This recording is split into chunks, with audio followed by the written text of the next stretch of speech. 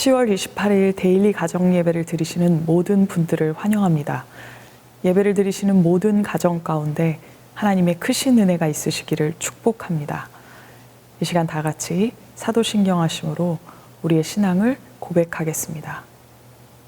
전능하사 천지를 만드신 하나님 아버지를 내가 믿사오며 그 외아들 우리 주 예수 그리스도를 믿사오니 이는 성령으로 잉태하사 동정녀 마리아에게 나시고 본디오 빌라도에게 고난을 받으사 십자가에 못 박혀 죽으시고 장사한 지 사흘 만에 죽은 자 가운데서 다시 살아나시며 하늘에 오르사 전능하신 하나님 우편에 앉아 계시다가 저리로서 산 자와 죽은 자를 심판하러 오시리라.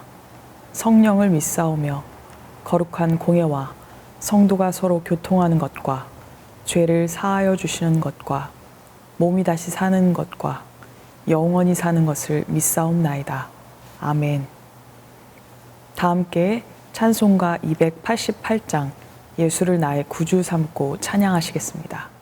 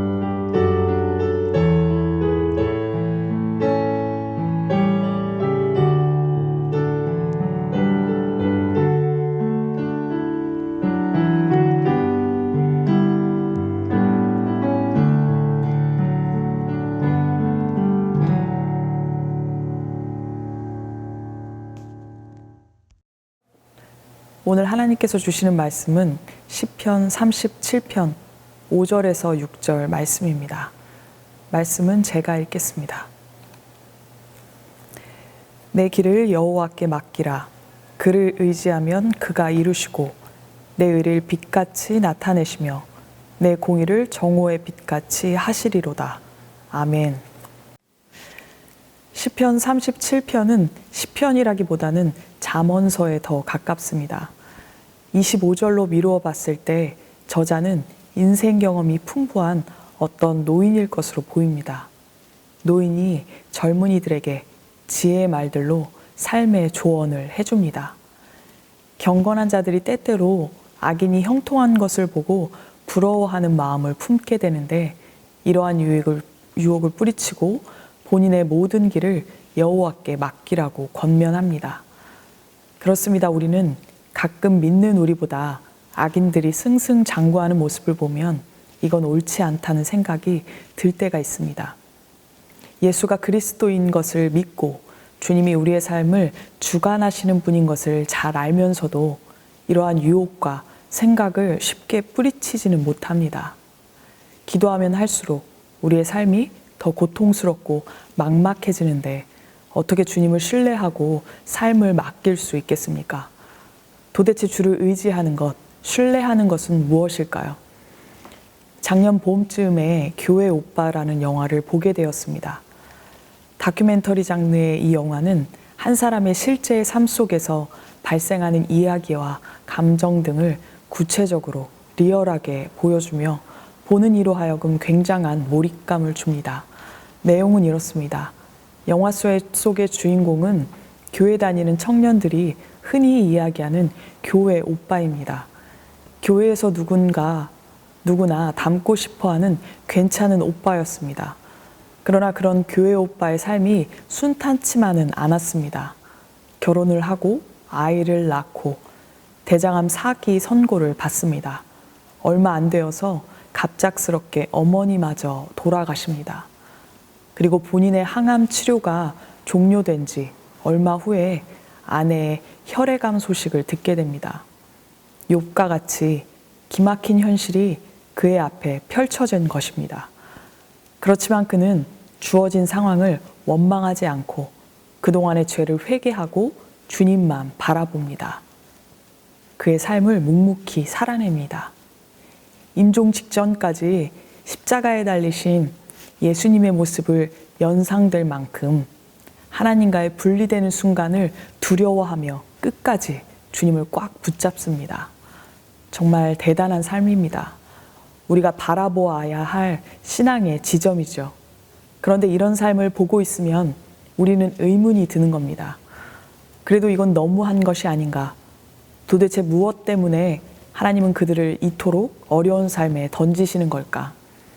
하나님을 사랑하는 자에게 너무 가혹한 것 아닌가?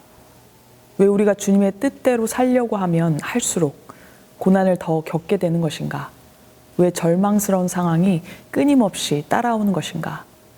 악인은 승승장구하며 형통한 삶을 살아가는데 우리 삶은 왜 늘 이 모양 이 꼴인가?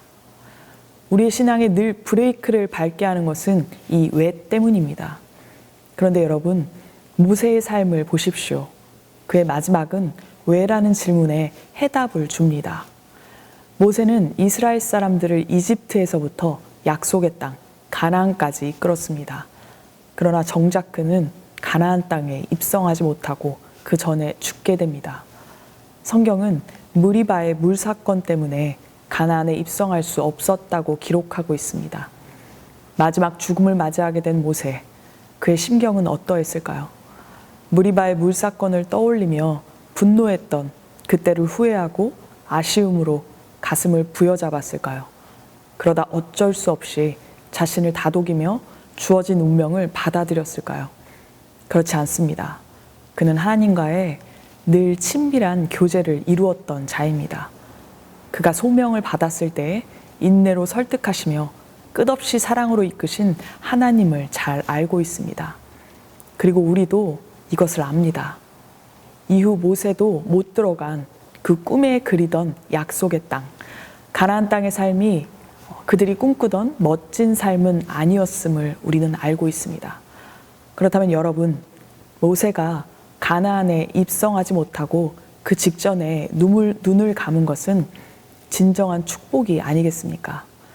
세상적으로 풍요로운 젖과 꿀이 흐르는 가나안 땅이 아니라 진정한 풍요가 있는, 진정한 안식이 있는 약속의 땅으로 입성하게 되었으니 말입니다.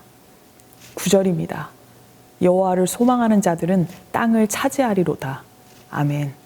그렇습니다. 하나님은 그토록 아끼시고 사랑하신 모세에게 진정한 축복을 선물해 주신 것입니다.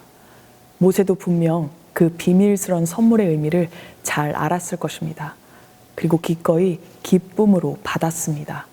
5절에서 6절입니다. 내 길을 여호와께 맡기라.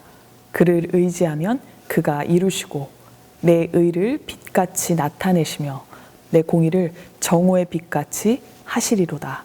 아멘. 숨을 놓는 순간까지 통증을 완화시키는 모르핀 처방을 거부하며 주님과 함께하는 것이 최우선이었던 영화의 주인공도 그것을 알았던 것입니다. 진짜 고통이 무엇이고 진짜 행복이 무엇인지를 말입니다.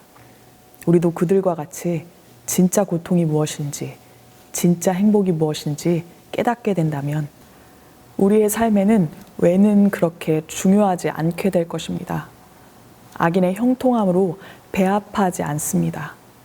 우리의 온 신경과 온 몸은 주님만을 바랄 테니 말입니다. 데일리 예배를 시청하시는 성도 여러분, 우리의 오늘 참 힘듭니다.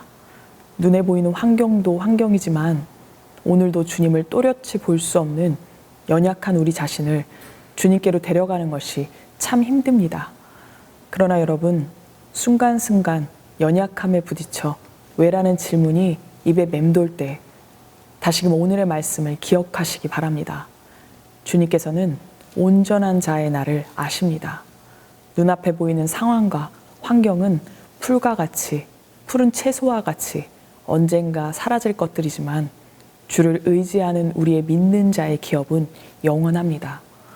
오늘도 보이는 상황보다 더 완전하신 주님만 온전히 의지하는 저와 여러분 되시기를 간절히 소망합니다.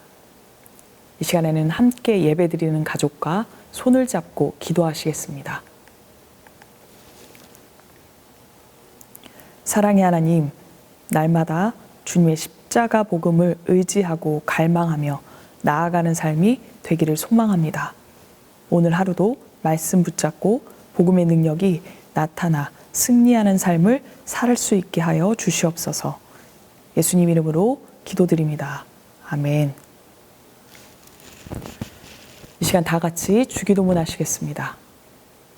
하늘에 계신 우리 아버지여, 이름이 거룩히 여김을 받으시오며 나라가 임하시오며 뜻이 하늘에서 이루어진 것 같이 땅에서도 이루어지이다. 오늘 우리에게 일용할 양식을 주시옵고 우리가 우리에게 죄 지은 자를 사하여 준 것 같이 우리 죄를 사하여 주시옵고 우리를 시험에 들게 하지 마시옵고 다만 악에서 구하시옵소서. 나라와 권세와 영광이 아버지께 영원히 있사옵나이다. 아멘. 오늘은 하루를 살아가면서 왜라는 질문이 머릿속에 떠오를 때마다 여호와께 맡기라 라고 스스로에게 답해주는 것은 어떨까요? 작은 순간마저 주님께 맡기고 의지하는 여러분을 주님께서는 기뻐하십니다. 다 같이 더 깊이 기도하시겠습니다.